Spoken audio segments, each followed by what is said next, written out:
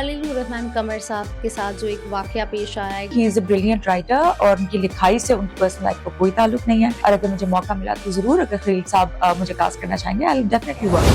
क्या फॉलोअर्स का रिप्लाई करती हैं आप? बिल्कुल करती हूँ। अगर तस्वीरों के नीचे कमेंट्स आते हैं तो मैं जरूर रिप्लाई करती हूँ। आपकी लाइफ का पहला क्रश कौन था? इश्क मुझे रोज हो जाता है। I love loving people. भी हो जाते हैं, आप करती हैं? मैं बड़ा टॉम बॉयश बड़ी हुई हूँ, तो मेरे अब्बा ने स्पेशली कहा कि ये मेरा बेटा है। आई love Ronaldo. Shoaib Akhtar was one of my favorites and अम्मा का ताल्लुक पीटीवी से ही था, के साथ चली जाती थी और एक्टिंग करके घर आ जाती थी। बहुत छोटी उम्र में मैंने जीप चलाना सीख ली, ट्रक्स चलाती थी और बसेस भी चलाई हैं और फॉक्सियां भी चलाई हैं। मैं आज तक अपना वोट संभाल के रखा हुआ है, मैंने आज तक वोट नहीं लिया। मायूसी भी है और एतबार भी है, और जिस दिन मुझे एतबार आएगा उस दिन सबसे पहले खड़ी होंगी वोट देने, इंशाल्लाह सुबह 5 बजे। इश्क जो है ना वो इंसान को बर्बाद करके रख देता है, तो मैं बर्बादी से दूर रहना चाहती हूँ। शादी मेरी हो गई थी जब मैं बहुत छोटी थी और फिर मेरे मियाँ का इंतकाल भी हो गया। देखिए भारत में खुद 2-3 बार होके आई हूँ, मुंबई में भी रह के आई हूँ, वहाँ दोस्तियां भी मेरी काफी ज्यादा। शबाना जी के घर हम दिवाली मनाने भी गए हुए हैं और जावेद अख्तर साहब से भी मेरी बातचीत वहाँ हुई। जितनी मेरी टीम है वो मुझे कहती है तुम्हारी टाइमिंग्स इतने अच्छे हैं, नियर फ्यूचर में मैंने कोई स्टैंड अप कॉमेडियन बन जाना है। बिकॉज जहाँ भी मैं बैठी लोग कहते हैं हाँ मैं कहती हूँ अब तुम लोग से मैं पैसे लूंगी। माशी हालात तो हमारे बिल्कुल खराब हो रहे हैं। अब जो चीज हम 1000 रुपए की लेते थे तो वो 4000 की हो गई है। मेरे बाहर ममालिक में दोस्त रहते हैं, क्यों भैया बहना जरा ये बाहर से ले आना, मुझसे पैसे ले लेना। ऑब्वियसली पैसे लेते नहीं और मेरा मेकअप बाहर से आ जाता है।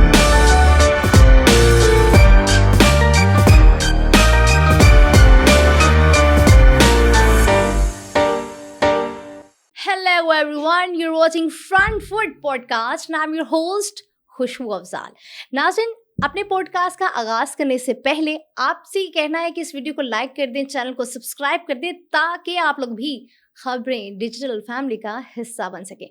हमारे पॉडकास्ट की जो आज गेस्ट हैं पाकिस्तान की मॉडल मायरा खान हैं, इनको वेलकम करते हैं। मायरा, उम्मीद करते हैं कि आप बिल्कुल ठीक होंगी और ये बताएगा कि जो आपका करियर ऑब्जेक्टिव है ये क्या है। मेरा करियर ऑब्जेक्टिव, ये तो बड़ा वास्ट सवाल है। बिकॉज मैं ये समझती हूँ कि जिंदगी में इंसान हमेशा सीखता रहता है, और जहां तक करियर का ताल्लुक है तो करियर मेरा जो है वो बचपन से ही शुरू हो गया था। ऑब्जेक्टिव मेरा यही था कि अच्छा काम करना है। मुझे ये नहीं है कि किसी की जगह लेनी है और इस वाली बुलंदी पे पहुंचना है, लेकिन मुझे ये है कि जो चीज मेरे दिल को सुकून देती है उस पर मैंने फोकस करना है। और करियर का तो मेरा यही ऑब्जेक्टिव है कि काम करती रहूं और जितने मेरे फैंस हैं उनको मेरा काम पसंद आता है। अब कुछ बात करते हैं बचपन के हवाले से। मायरा, ये बताएं कि आपने बचपन से ही मॉडल बनने का ख्वाब देखा था, और बचपन में किस तरह की बच्ची थी, शरारती सी या सीरियस सी?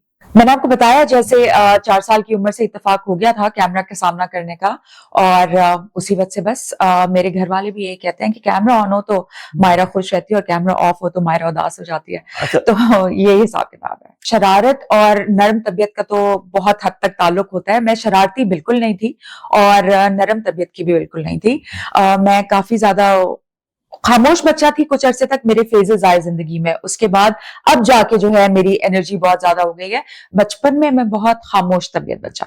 अच्छा, क्योंकि आप इस फील्ड में है ना, तो इसका बेहतर जवाब आपसे ज़्यादा मेरे नहीं ख्याल के कोई दे सकता है। तो ये बताएं कि इस सोसाइटी में मॉडलिंग की फील्ड को किस नज़र से देखा जाता है, और आप किससे ज़्यादा इंस्पायर हुई थी जो आप इस फील्ड में आई? बेसिकली मेरी अम्मा का ताल्लुक शो बिजनेस से है, पीटीवी के साथ। उन्होंने बहुत सारी अदाकारी की है। बचपन से मैं जाती थी पीटीवी उनके साथ, और कोई मैं 4 साल की उम्र की थी जब मैंने पहला प्रोजेक्ट किया था ज़हीर खान साहब, अल्लाह उन्हें जन्नत नसीब करे, उनके साथ। और आप समझ ले वहीं से मेरे करियर का आगाज हो गया। क्या आपकी वालिदा का क्या नाम है? शकीला इनायत नाम है जी। शकीला इनायत साहब। ओके, मॉडलिंग में कैसे आई, और जब आप इस फील्ड में आई तो आपको किन किन लोगों ने सपोर्ट किया और किन किन लोगों ने आपकी राह में रुकावटें लगाई, कुछ बताएं। मैंने ही सपोर्ट किया है। मेरे अम्मा पापा कहते थे क्या, मुझे स्क्रिप्ट्स मिलने शुरू हो गए थे पीटीवी से और मैं जाने शुरू हो गई थी और मुझे बहुत ज्यादा शौक था, तो इस पे मेरे अम्मा पापा ने मुझे पूरा सपोर्ट किया। और क्योंकि मेरी अम्मा का ताल्लुक पीटीवी से ही था तो वो ज्यादा मुश्किल भी नहीं होती थी, उन्हीं के साथ चली जाती थी और एक्टिंग करके घर आ जाती थी। आराम से जाते थे, एसी में काम करते थे, मजेदार माहौल होते थे पीटीवी के, वो बड़े बड़े स्टूडियोज, 3 कैमरा शूट, पूरे सीन्स याद करना। तो मेरे ख्याल में I am very fortunate that way कि मेरी बेसिक ट्रेनिंग जो है वो इतने अच्छे इदारे से हो गई है। राइट। अच्छा मायरा, ये बताएं कि सोशल मीडिया फॉलोअर्स का रिप्लाई करती हैं आप? बिल्कुल करती हूँ। अगर तस्वीरों के नीचे कमेंट्स आते हैं तो मैं जरूर रिप्लाई कर देती हूँ, लेकिन डीएम में जाके मैं कभी रिप्लाई नहीं करती। पाकिस्तान से बाहर किस कंट्री को लाइक करती हैं? किस मुल्क को लाइक करती हूँ? मेरा वतन मेरी जान है, लेकिन अगर सेकंड कोई मुल्क जिसको मैं पसंद करती हूँ तो वो जापान है। मॉडलिंग में जहाँ पर हम डिसेंट ड्रेसिंग करते हैं वहाँ पर कुछ बोल्ड शूट्स भी हो जाते हैं, आप करती हैं। तो जब आप करती हैं तो फैमिली की जानिब से क्या रिएक्शन आता है? देन फिर आप उसको किस तरह से, क्या बात होती है, फिर किस तरह से आप रिप्लाई करती हैं? मैं अपने लिबास के बारे में अगर बात करती हूँ, क्योंकि मैं अपने अम्मा अब्बा की अकलौती औलाद हूँ, और मेरे अब्बा क्योंकि एक्स आर्मी ऑफिसर हैं, तो मेरी जो ब्रॉटअप हुआ है वो बहुत ज्यादा लड़कों की तरह से हुआ है। बहुत छोटी उम्र में मैंने जीप्स चलाना सीख ली, ट्रक्स चलाती थी, और बसेस भी चलाई हैं, और फॉक्सिया भी चलाई हैं। तो मैं बड़ा टॉम बॉयश बड़ी हुई हूँ, तो मेरे अब्बा ने स्पेशली कहा कि ये मेरा बेटा है, तो वो ही पतलूने और टी शर्ट्स, और इन्हीं में मैं बड़ी हुई हूँ। मायरा, ये बताएं कि आपको कभी पर्सनल लाइफ में या प्रोफेशनल लाइफ में हरासमेंट का सामना करना पड़ा? अगर करना पड़ा तो सबसे वर्स्ट सिनेरियो क्या था और आपने उसको किस तरह से फेस किया था? हमेशा शफकत से सब पेश आए हैं, हुस्न सलूक से पेश आए हैं। रीजन बीइंग कि मेरे अम्मा और अब्बा के पीटीवी के जितने प्रोड्यूसर्स वगैरह थे वो सारे दोस्त थे, घर आना जाना था।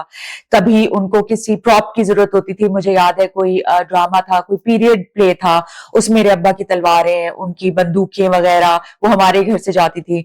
तो क्योंकि मैं इसी शोबिज का हिस्सा इस तरह से हूँ कि अम्मा अब्बा को सब जानते हैं, और जितने बच्चे थे वो हम सब साथ बड़े हुए हैं, और जो जिनके साथ काम किया उनके बच्चे भी काम कर रहे हैं। तो मेरा जो काम करने का तरीका है, मेरे ख्याल में वो जो लोग ऑडिशन दे के आते हैं उससे थोड़ा मुख्तलिफ है, क्योंकि बचपन से था। तो मुझे कभी कोई मसला नहीं हुआ, बल्कि हमेशा मुझे प्यार मिला है। पाकिस्तानी ड्रामास देखती हैं, सबसे पसंदीदा ड्रामा कौन सा है? मुझे बहुत ज्यादा, अभी रिसेंटली मैंने ARY डिजिटल का कभी मैं कभी तुम देखा है, फहद मुस्तफा और हानिया का, और उसकी लास्ट एपिसोड भी देखने गए थे। I think it's a superb serial. और इसके अलावा जाहिर सी बात है, आप धूप किनारे और तन्हाइयां वाली बातें करते हैं तो वो सिलसिला, वो एक्टर्स, वो माहौल, वो एनर्जी तो वापस नहीं आती। पर आई थिंक हमारी ड्रामा इंडस्ट्री बहुत ज्यादा कुछ ही सालों में बहुत ज्यादा तरक्की कर गई है, and it's like global, it's international. और हमारे राइटर्स बहुत अच्छा लिख रहे हैं, हमारे टीम जो है बहुत मेहनत से बहुत अच्छा काम कर रही है। तो आई थिंक हर एक के बाद 4 ड्रामे हमारे बेहतरीन है। राइट। अच्छा मायरा, आपने किसी बड़े ड्रामे में एक्टिंग की है और आप क्या समझती हैं कि आप ज़्यादा अच्छी एक्टिंग किस में करती हैं, सीरियस रोल में या फनी कैरेक्टर? मैं आपको सच्ची बात बताती हूँ, बचपन में तो वही था कि बच्चे हैं तो वो वाली अदाकारी हो गई। जब थोड़ी बड़ी हुई तो उसके बाद वो रोने धोने वाले इस तरह के कैरेक्टर्स मुझे मिलने शुरू हो गए, और उसके बाद मैं कॉमेडी की तरफ कभी कभी आती थी। और अब मुझे ऐसा लगता है कि I think my forte is comedy, and I love comedy, और मैं भी कॉमेडी कर भी रही हूँ। और जितनी मेरी टीम है वो मुझे कहती है तुम्हारी टाइमिंग्स इतने अच्छे हैं। तो मुझे ऐसा लगता है कि नियर फ्यूचर में मैंने कोई स्टैंड अप कॉमेडियन बन जाना है, बिकॉज जहां भी मैं बैठी हूँ लोग कहते हैं हाँ हाँ हाँ, मैं कहती हूँ अब तुम लोग से मैं पैसे लूंगी, हंसने के। खलीलुर रहमान कमर साहब के साथ जो एक वाकया पेश आया, एक वारदात पेश आई, उस पर क्या रद्द-ए-अमल देंगी? एंड सेकेंडली, उनके साथ काम करने का मौका आपको मिलता है देन?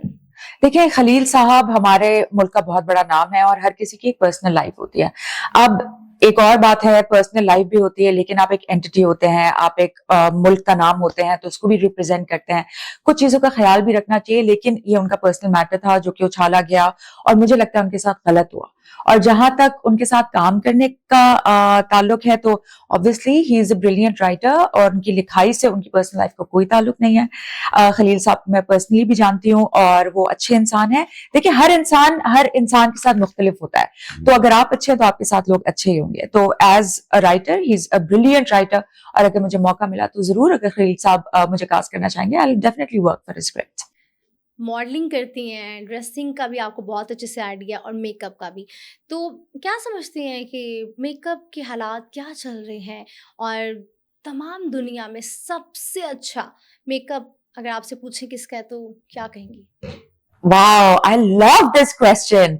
हाँ जी, हम माशी हालात तो हमारे बिल्कुल खराब हो रहे हैं। अब जो चीज हम 1,000 रुपए की लेते थे तो वो 4,000 की हो गई है, मतलब 300% ज्यादती हो गई है।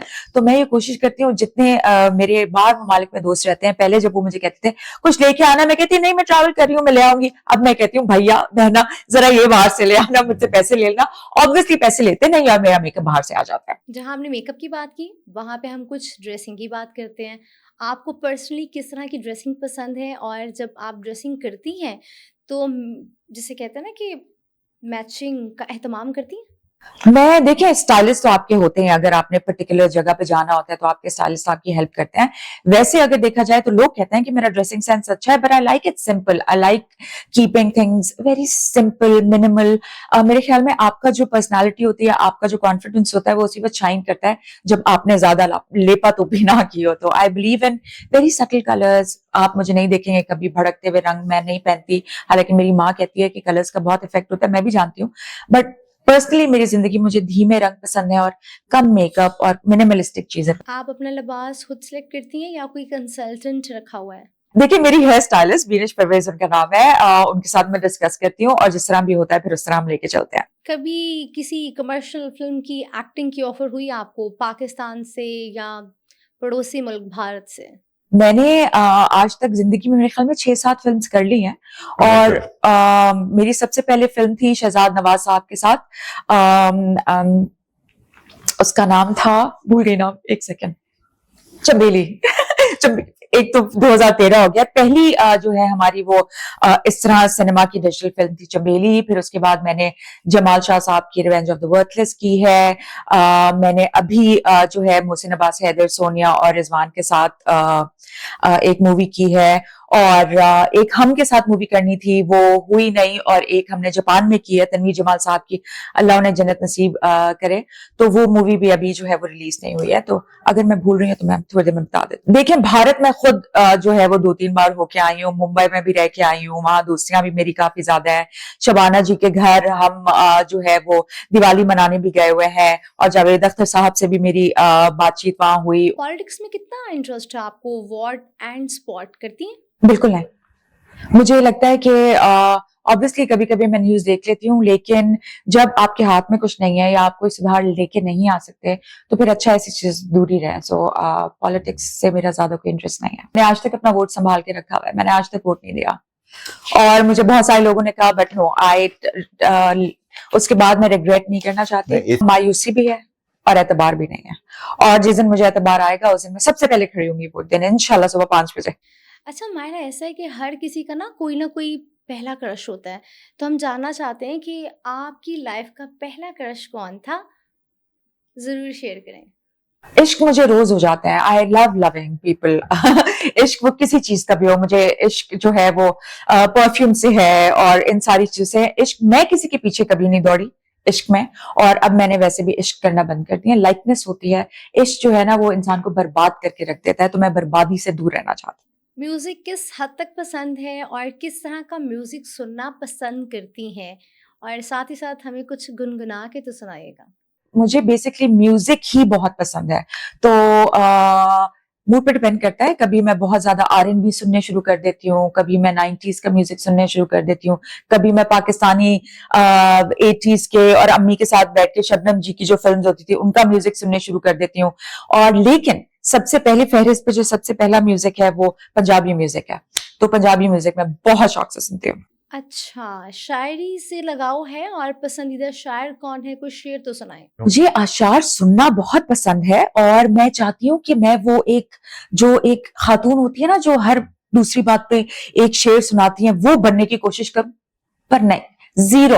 अशार याद करने की कोशिश करती हूँ और भूल जाती हूँ।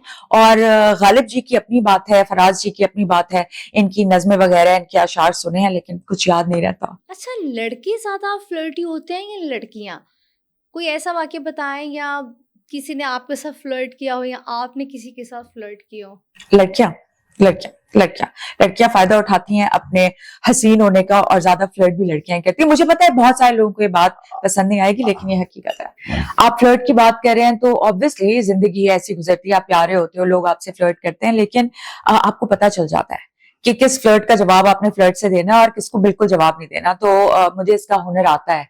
तो अगर मुझे फ्लर्ट बैक करना होता है तो मैं करती हूँ, नहीं करना होता तो फिर उस इंसान को भी समझ आ जाती है कि नहीं यहाँ डाल।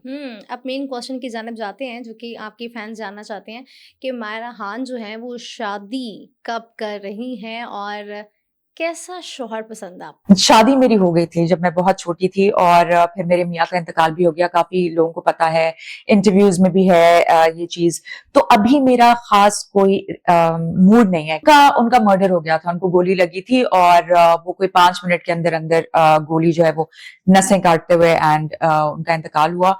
और उसके बाद मुझे नहीं लगता मेरे में हिम्मत है कि अभी मैं शादी के बारे में सोचूं। एज अ मॉडल आपने बहुत अच्छा फिट रखा हुआ है खुद को, तो मैं चाहूँगी कि अपनी जो फिटनेस टिप्स हैं हमारे साथ शेयर कीजिए, ताकि जो नाजरीन हमें देख रहे हैं उन्हें किसी हद तक फ़ायदा हो और वो भी ज़रा अपनी लाइफ में थोड़े से फिट हो जाएं। फिटनेस के लिए आपको रूटीन फॉलो करनी होती है, कंसिस्टेंसी बहुत ज्यादा जरूरी होती है और इसके बारे में पढ़ना, रिसर्च करना, ये एक अलग दुनिया है। तो जब आप फिटनेस की बात करते हैं तो मुझे काफी लोग ये नजर आते हैं जो कहते हैं यार वजन कम नहीं हो रहा। तो मैं उनसे यही कहती हूँ कि फिटनेस का मतलब वजन कम करना नहीं होता। फिटनेस का मतलब होता है कि आप दिमाग से भी उतने ही अलाइंड है अपने दिल और अपनी बॉडी के साथ और आप चाहते हैं कि आप हेल्दी रहें। तो मेरे लिए फिटनेस जो है वो हेल्दी रहना है। इसके लिए मैं बड़े हिसाब किताब से बहुत कुछ इसके बारे में मैंने रिसर्च की है, पढ़ा है। अपने खाने का ख्याल रखती हूँ, अपनी नींद का ख्याल रखती हूँ, योगा करती हूँ, जिम जाती हूँ और इसमें मुझे बहुत ज्यादा इंटरेस्ट है। तो फिटनेस का मैं इस तरीके से बहुत ख्याल रखती हूँ। अच्छा, ये बताएगा कि स्पोर्ट्स में किस हद तक आपको इंटरेस्ट है? फेवरेट खेल आपका कौन सा है और फेवरेट खिलाड़ी आपके कौन से हैं? स्पोर्ट्स के अंदर तो मैं बिल्कुल नहीं। मुझे किसी ने कहा था एक बार कि आप एमएमए की जो चैंपियनशिप है उसके लिए ट्रेन करें, लेकिन आई डोंट थिंक सो। उसके लिए बहुत ज्यादा आपको डेडिकेशन चाहिए, बहुत ज्यादा टाइम कंज्यूमिंग हो जाता है, फिर आपको ऐसा लगता है आपका करियर जो है वो दूसरे पाथ पे चला गया। तो इस तरह से नहीं है। अदरवाइज ये है कि मैं एक्टिव बहुत ज्यादा रहती हूँ। I love Ronaldo, I love the whole vibe football में। और अगर आप अपने पाकिस्तानी स्पोर्ट्स की बात करें तो I think Shoaib Akhtar was one of my favorites, and yes, these people. Shahid Afridi. आशिक पैसे वाला हो तो वेलकम, और अगर गरीब हो तो मैं कहूंगी गेट आउट प्लीज, पूरा Get out. दरवाजा वहां से बाहर जाइए। डैश की 100 साल जिंदगी से डैश की एक दिन की जिंदगी बेहतर है। मैं शेरनी हूँ। मर्द के दिल का रास्ता उसके डैश से होके गुजरता है। पेट के जरिए होता है, ये तो सभी कहते हैं। गुजरता है। फील्डिंग में नाकाम मॉडल्स को डैश की फील्ड अपना लेनी चाहिए। मॉडलिंग में नाकाम, आई थिंक आप किसी भी करियर में ये नहीं कह सकते कि कोई नाकाम हो गया है। या तो वो निकम्मा होगा या लेजी होगा या उसकी किस्मत उस वक्त उसका साथ नहीं दे रही होगी। मेरे ख्याल में अगर आपका पैशन है और आप चाहते हो कि आप मॉडलिंग की तरफ आओ, जो कि मैंने बहुत कम किया, एक्टिंग ज्यादा किया, लेकिन जो आपका पैशन है अगर आप लगे रहोगे तो अल्लाह ताला आपको मायूस नहीं करेगा, एक दिन आपको जरूर कामयाबी मिलेगी। ये बताएगा कि अगर एक कत्ल माफ हो तो आप किसको शूट करना पसंद करेंगे? नहीं, मैं माफ भी हो तो मैं किसी को नहीं, मैं मेरा कोई हक नहीं बनता। और मैंने आपको पहले कहा है कि सियासत से मेरा कोई ताल्लुक नहीं है। एक दूसरे को शूट करते हैं ना, लेकिन मैंने किसी को शूट नहीं करना। वो जो कत्ल माफ है वो मैं किसी और को करूंगी। बड़ी गाड़ी वाले लड़के डैश का सबसे ज्यादा एहतराम करते हैं। बड़ी गाड़ी वाले लड़के अपने अब्बा का सबसे ज्यादा एहतराम करते हैं, क्योंकि वो जो आजकल बड़ी गाड़ियों वाले लड़के हैं ना, वो उनकी अपनी नहीं है, अब्बाओं की गाड़ियों पे शो मारते हैं। Thank you so much Myra आपके टाइम का, और यकीन कीजिए कि बहुत मजे का पॉडकास्ट रहा आपके साथ। Thank you so much.